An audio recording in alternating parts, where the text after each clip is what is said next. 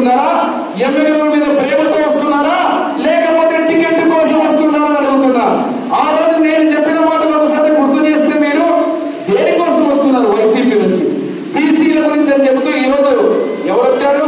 ఇక్కడ ఉన్నటువంటి స్థానికంగా ఉన్నటువంటి మాచాని వెంకటేష్ గారికి అప్పుడు వైసీపీలో టికెట్ కేటాయిస్తే ఆయన గొంతు కోసి ఇప్పుడు మళ్ళీ ఎవరో కొత్తగా వచ్చారు. ఇప్పుడే మా అన్నగారు చెప్పారు కొత్త కృష్ణుడు వచ్చారని చెప్పి. మరి కృష్ణుడు అనే బదులు ఈరోజు శ్రీమతి రేణుక గారు ఇక్కడికి వచ్చారు. ఏ పార్టీ నుంచి వచ్చారు? ఎన్ని పార్టీలు మారారు? ఎవరి కోసం పార్టీలు మారారు? దేనికోసం పార్టీలు మారారు?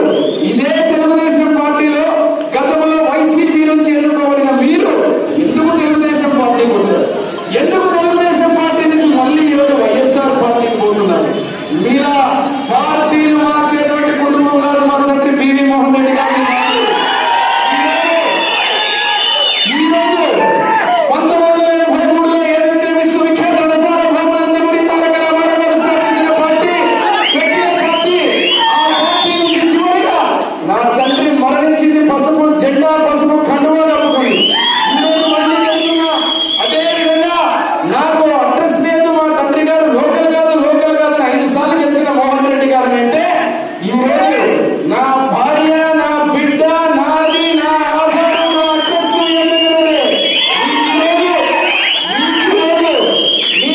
ఎక్కడ నుంచో వచ్చినటువంటి మీరు ఈరోజు మాట్లాడుతున్నారు బీసీ బీసీ బీసీ బీసీ అని.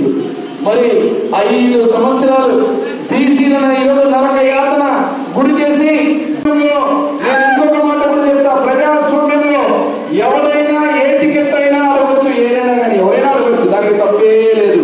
కానీ ఒక ధర్మం ఉంటుంది.